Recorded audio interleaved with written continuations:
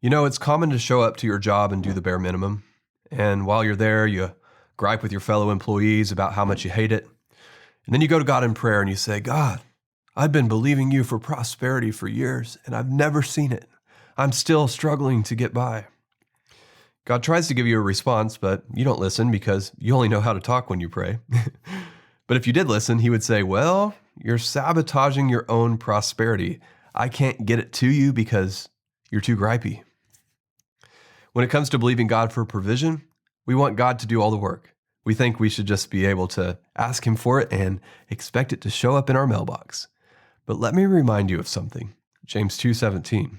So you see, faith by itself isn't enough. Unless it produces good deeds, it is dead and useless. If you think you can believe God for something and then sit on your fanny while he takes care of it, you're deceiving yourself. You have to put action to your faith. When you believe something, you do things that show you believe. This starts at the very beginning of your walk with Christ. Your faith in Christ is what saves you, and since you believe in Jesus, you follow Jesus.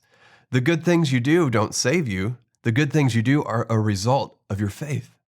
You believe that Jesus paid the penalty of your sin and took your sin away, so you act like it. And when you believe God for prosperity, you act like it. You show up to work as if you're working for God himself because you know that he's the one that's providing for you. So let me ask you, do you have some adjustments that you need to make in your attitude towards work? Because the amount of money you earn is in relation to the amount of value that you add to those you work for.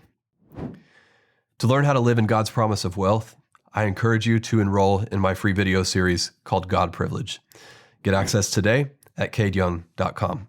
Also, go ahead and hit that like button on this video because that'll help it get out to everybody who needs it. And before you go, I want to make sure that we're clear on what Jesus did for you. Jesus gave his life, not just to forgive you, but to free you from sin. He didn't just pay the penalty of your sin, he took your sin away. You're forgiven. You're free. That's who you are when you believe in Jesus Christ. So go ahead and say this with me.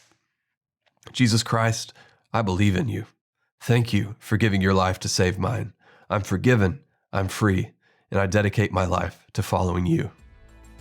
Now let's follow Jesus together. I have more videos coming your way. Be the first to know by subscribing to my email list at cadeyoung.com.